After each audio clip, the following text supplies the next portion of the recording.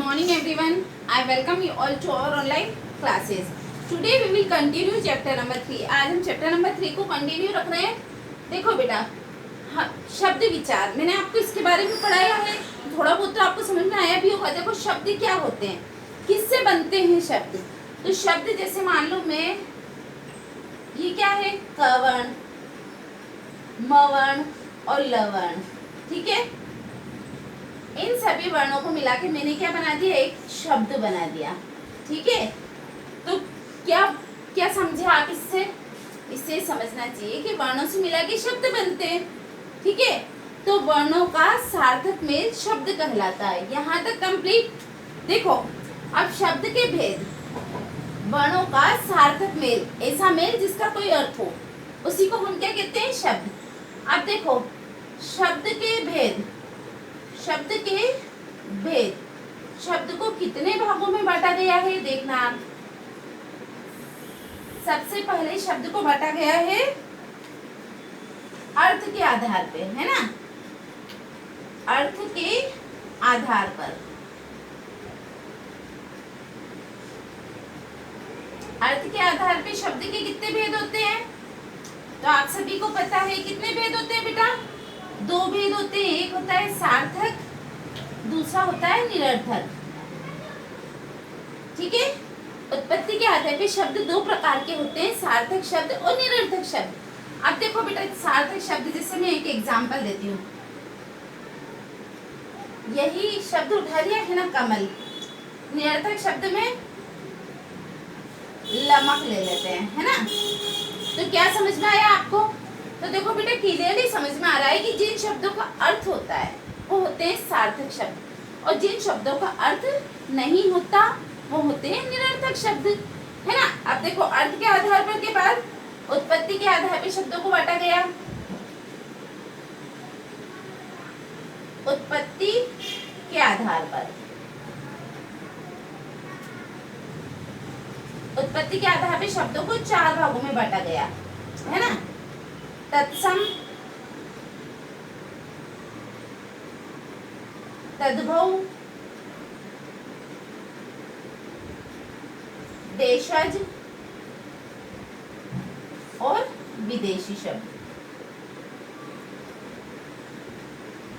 उत्पत्ति के आधार पे शब्दों को चार भागों में बांटा गया है. तत्सम, तद्भव, देशज और विदेशी. तत्सम शब्द कैसे होते हैं बेटा, जो शब्द डायरेक्ट संस्कृत भाषा से हिंदी में आ गए. जैसे कि जैसे, है ना, जैसे मान लो तत्सम शब्द में अभी हम लेते हैं, मान लो घृत, है ना. तो ये ऐसा शब्द है जो डायरेक्ट संस्कृत भाषा से हमने हिंदी में प्रयोग कर लिया, घृत. तो ये हुआ तत्सम शब्द.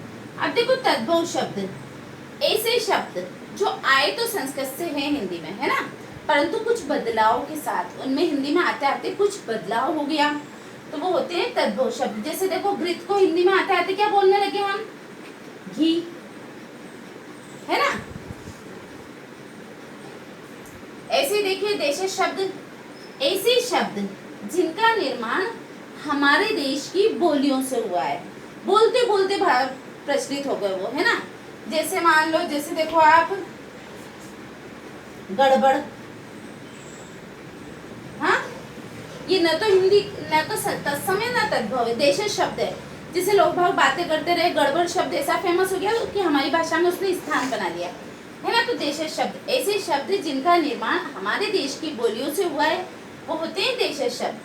अब जैसे देखो विदेशी शब्द, ऐसे शब्द जो विदेशी भाषाओं के शब्द है और हिंदी में प्रयोग होते हैं, उन्हें कहते हैं हम विदेशी शब्द. जैसे देखो डॉक्टर. अब आप कहोगे कि नहीं मैम ये तो हिंदी का है, हिंदी में तो डॉक्टर को चिकित्सक बोलते हैं, हम बोलते हैं कि चिकित्सक नहीं. ठीक है, तो विदेशी शब्द, विदेशी भाषाओं से आए हुए शब्द, देशज शब्द जिनका निर्माण हमारे ही देश की बोलियों से हुआ. तद्भव शब्द, ऐसे शब्द जो संस्कृत से आए हैं पर कुछ चेंज के परिवर्तन के साथ, है ना. तत्सम शब्द, ऐसे शब्द जो संस्कृत भाषा से हिंदी में आए हैं. ठीक है, यहाँ तक कंप्लीट. चलो अब देखो नेक्स्ट, इसकी बनावट के आधार पे, बनावट के आधार पर, है ना. अगला भेद किस आधार पे देख रहे हैं हम शब्दों का? बनावट के आधार पे। बनावट के आधार पे शब्द के 3 भेद होते हैं, है ना? रूढ़, यौगिक और योग रूढ़, है ना? रूढ़ शब्द क्या होते हैं बेटा? रूढ़ शब्द ऐसे शब्द होते हैं जिनका कि अगर हम टुकड़े करें तो उस प्रत्येक टुकड़े का कोई अर्थ नहीं होता, ठीक है? अगर हम उसको डिवाइड करें, उसको बांटें, है ना, तो उसके हर एक टुकड़े का अर्थ नहीं निकलता, वो होते हैं रूढ़ शब्द। मतलब जिनके सार्थक टुकड़े नहीं किए जा सकते। जैसे मान लो अभी बस, बस शब्द है ना? अब देखो इसके कैसे, जैसे मान लो इसका टुकड़ा करेंगे तो ब और स, क्या ब का कोई अर्थ निकल रहा? नहीं निकल रहा। स का कोई अर्थ निकल रहा? नहीं निकल रहा। तो ऐसे शब्द जिनके सार्थक टुकड़े नहीं किए जा सकते उन्हें कहते हैं हम रूढ़ शब्द। अब यौगिक शब्द क्या होते हैं? यौगिक शब्द जिनके 2 या 2 से अधिक टुकड़े किए जा सकते हैं उसे हम यौगिक शब्द बोलते हैं। जैसे देखो इसका यहाँ पे लिख देती हूँ मैं, रसोई घर, हाँ, रसोई घर, रसोई, है ना? सब समझते हो, इसके 2 टुकड़े हो गए, एक रसोई और दूसरा घर, ये रसोई और घर, है ना? ऐसे ही मान लो पाठशाला, इसके 2 टुकड़े क्या होंगे? पाठ और शाला, दोनों का अर्थ निकल रहा है ना? ऐसे ही योग रूढ़ शब्द क्या होते हैं? ऐसे शब्द जिनके टुकड़े करने पे कोई तीसरा ही अर्थ निकलता है ना? इनके तो टुकड़े करने पे कोई अर्थ नहीं निकलता, इनके टुकड़े करने पे अर्थ निकलता है और प्रत्येक का अलग अलग अर्थ होता है। और योग रूढ़ शब्द के टुकड़े करने पे कोई अलग ही अर्थ निकलता है। जैसे देखो, जैसे नीलकंठ, नीलकंठ, है ना? लंबोदर, कैसे निकला इनका अलग ही अर्थ? नीलकंठ किसे कहते हैं हम? शिव जी को, ठीक है? लंबोदर किसको कहते हैं? लंबोदर नाम आते से हमें पता चल जाता है कि हाँ गणेश जी के बारे में बात हो रही है, ठीक है? तो मतलब ऐसे शब्द जिनके कोई सार्थक टुकड़े नहीं होते, ऐसे शब्द जिनके सार्थक टुकड़े होते हैं, और ऐसे शब्द जिनका कोई तीसरा ही अर्थ निकलता है जिनके टुकड़े करने पे, ठीक है? नेक्स्ट शब्द, नेक्स्ट देखिए बेटा आप, प्रयोग के आधार पे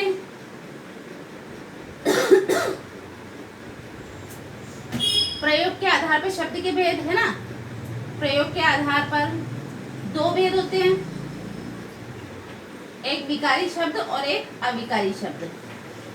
विकारी, एक अविकारी, है ना? विकारी का अर्थ होता है ऐसे शब्द जिनमें लिंग वचन काल के आधार पे परिवर्तन होता है, वो होते हैं विकारी। और जिनमें लिंग वचन काल के आधार पे परिवर्तन नहीं होता उन्हें हम बोलते हैं अविकारी। जैसे देखो एक शब्द ले लेते हैं, लड़का, इसका चेंज होता है कि नहीं होता है? इसमें होता है, लड़के बन जाएगा, है ना? लिंग चेंज करेंगे तो लड़कियां हो जाएगा, लड़के, लड़का, लड़के, लड़कियां, है ना? हो गया ना इसका परिवर्तन।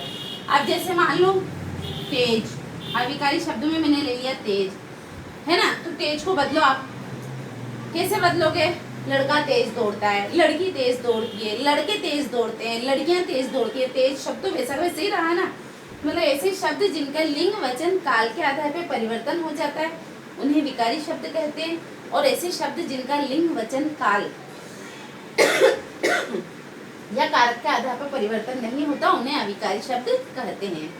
Okay, that's all for today. Thank you and have a nice day.